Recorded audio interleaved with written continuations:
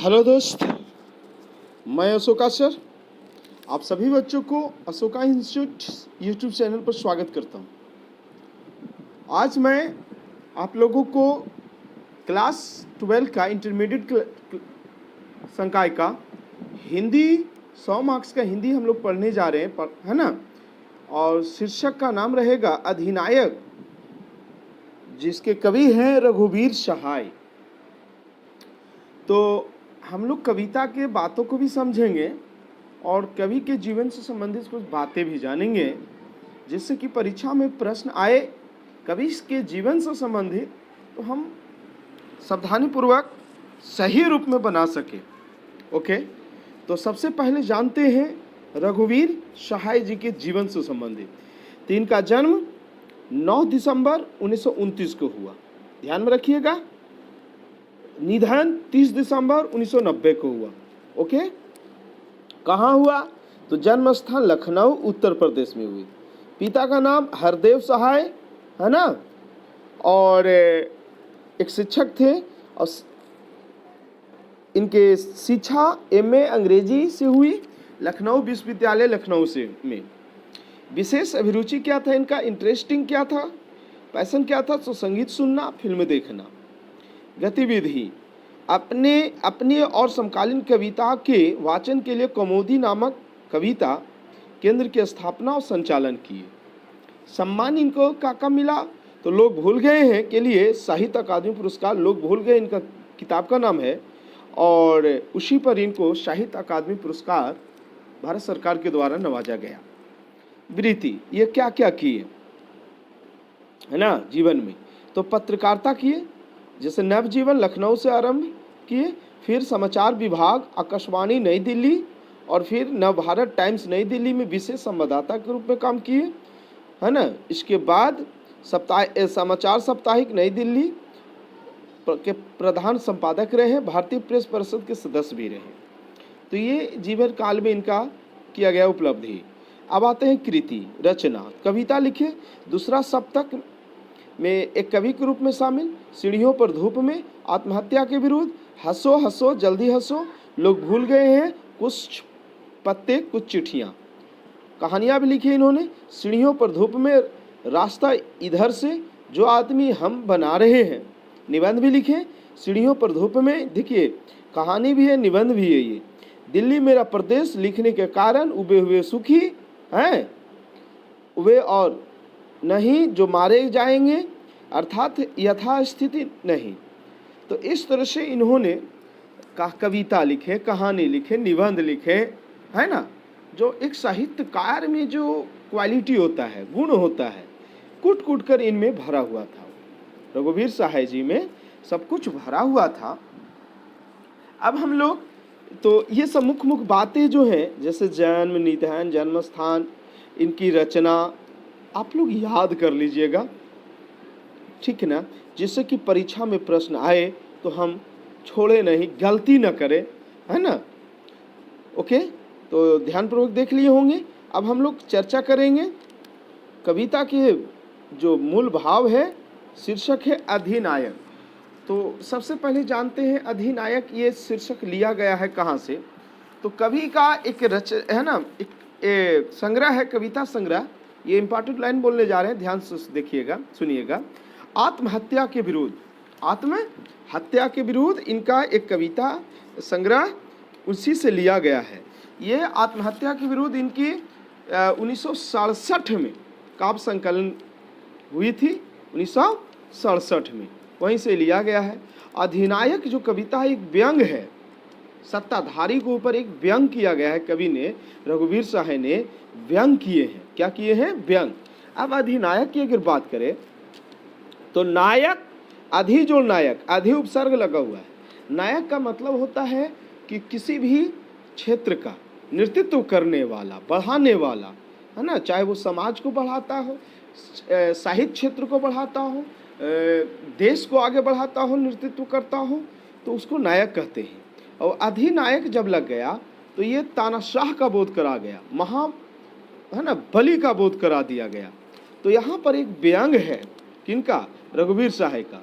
इस कविता में मेरे प्यारों, मेरे बच्चों, मेरे सोना, आजादी के बाद सत्ताधारी वर्ग के प्रति एक रोषपूर्ण प्रतिक्रिया व्यक्त की गई है कि आजादी होने के इतने लंबे समय होने के बावजूद भी देश में परिवर्तन नहीं हुआ, है ना। इस कविता में सत्ताधारी वर्ग के प्रति तीक्ष्ण कटाक्ष है कि आजादी के बीतने के बाद भी, है ना, आम आदमी के जीवन में कोई बदलाव नहीं आया। आम आदमी की जीवन जो है बद से बदतर होती जा रही है। इस कविता में हर्चना एक नाम का एक आम आदमी का प्रतिनिधित्व किया गया है ना। हर्चना एक आम लड़का है जो फटा पुराना कपड़ा पहने हुए है, प्राथमिक विद्यालय में पढ़ता है और गुणगान गाया जा रहा है जो हमारा राष्ट्रीय गीत है, राष्ट्रीय गान का चीज जनगण मन अधिनायक की जय है ना। ये जो उसी से ये शब्द लिया गया है, अधिनायक जय है, अधिनायक शब्द। तो इसमें वो लड़का जो है अर्चना, वो क्या करता है कि जो है ना राष्ट्रीय त्योहार पर जो है झंडा फहराते जाने के जलसे में फटा सुथना पहन करके, यानी पुराना ढंग का ढीला पैजामा पहन करके राष्ट्रीय गीत दोहराते जा रहा है, राष्ट्रीय गीत। तो यहाँ पर हर्चना जो है से एक लोकतंत्र का एक आम आदमी का प्रतिनिधित्व कर रहा है। किसका कर रहा है? आम आदमी का प्रतिनिधित्व करता है। तो सबसे पहले हम इन कविताओं को लाइन को पढ़ दूं और समझाने का काम करता हूं कि राष्ट्रीय गीत में भला कौन वह, है ना, भारत भाग विधाता है, फटा सुतना पहने जिसका गुण हर्चना गाता है। जैसे अधिनायक का मतलब यहाँ पर क्या है? हमने बार बार बोला कि अधिनायक का मतलब यहाँ तनाशास से, कि लोकतंत्र में लोग जो है चुनते हैं जनता के विकास के लिए, देश के विकास के लिए मंत्री को बनाते हैं, मुख्यमंत्री, प्रधानमंत्री, जो भी हो, पर कहाँ विकास कर पाते हैं? और विकास नहीं कर पाते हैं जो ठाठ वाठ में रहते हैं, राजसी ठाठ वाठ में रहते हैं। तो वैसे ही राजनेताओं को यहाँ पर कवि रघुवीर शाही ने व्यंग किया है अधिनायक रूप में। ओके, तो राष्ट्रीय गीत में वो जो लड़का है, कवि एक प्रश्न किए हैं, कवि ने प्रश्न किए कि लोकतांत्रिक व्यवस्था में अधिनायक का गुणगान सचमुच आश्चर्य में डालने वाला बातें हैं, है ना। राजनीति व्यवस्था में सत्ताधारी वर्ग यानी सत्ता को भोग करने वाला वर्ग का राष्ट्रीय त्योहार के दिन क्या होता है? समांतर ठाठ वाठ के साथ शिरकत करते हैं, गुणगान आम जनता करता है डर के कारण, जो अशोभनीय है, गलानी जनक है ना। तो वही कवि यहाँ प्रश्न करते हैं कि राष्ट्रीय गीत में भला वो कौन है ना। जो राष्ट्रीय त्योहार के दिन गाए जाने वाले राष्ट्रीय गीत में फटा सुथना पहने हुए, फटा सुथना का मतलब कि पुराने ढंग का पैजामा, फटा पुराना पैजामा पहने हुए एक आम जनता जिसका नाम हर्चना है ना। हर्चना क्या करता है? गुणगान गाते जा रहा है ना। आम आदमी किस, तो वही कवि कहते हैं आम आदमी किस भाग विधाता का गुणगान करता है? वह कौन है जो उसी दिन जो ऐसे अपनी जय जयकार करवाता है? प्रश्न सबसे पहले किया कि आखिर में अधिनायक होता कौन है? तो वही वह कौन है जिसके स्वागत में तोपों की क्या होती है? सलामी दी जाती है, मखमल टमटम बलवी तो रही पगड़ी छत्र चबर के साथ, तोप छुड़ाकर ढोल बजाकर जय जय कौन कराता है। कभी कहते हैं कि वह कौन है जिसके स्वागत में तोपों की सलामी दी जाती है, ढोल बजाए जाते हैं, तुरही बजती है, जिसकी रक्षा में जो है असंख्य अंगरक्षक चलते हैं, जिसकी छतरी और राजसी चिन्ह से सजाया जाता है ना।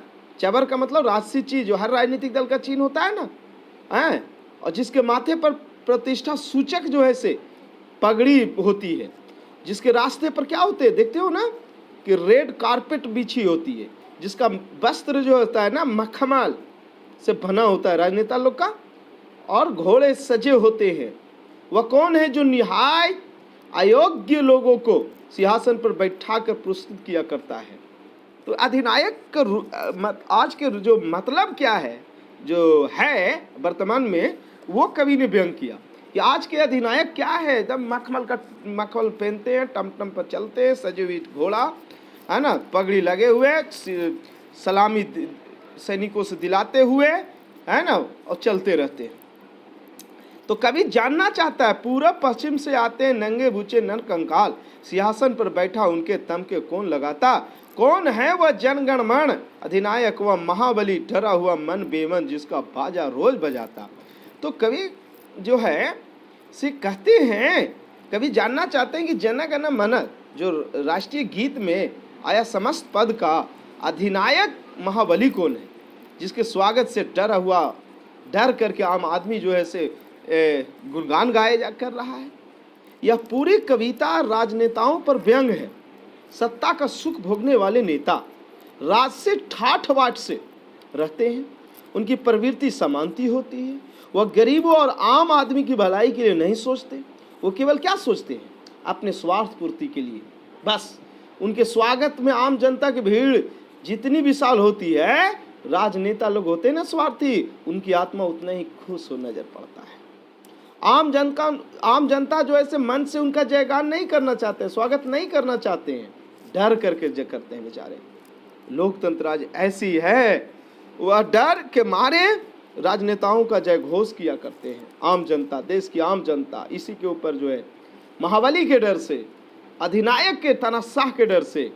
तो कवि ने महाबली शब्द का प्रयोग किया यहाँ पर, है ना, प्रयोग किया, मतलब इस कविता के व्यंग को धाराधार बना दिया। ये महाबली किस तरह अपराधी राजनीति में प्रवेश करते हैं। आज राजनीति में क्या है, ज्यादातर आप देखिएगा गुंडा चोर यही सब जो है, किडनैपर यही सब बनते हैं राजनेता लोग, और वो सब केवल धीरे धीरे पैसा लूटते हैं, स्वार्थ में अपने आप को पूरा करते हैं, और बस जनता के विकास की बात तो बहुत ही कम, अपने विकास की बात बहुत ज़्यादा, है ना।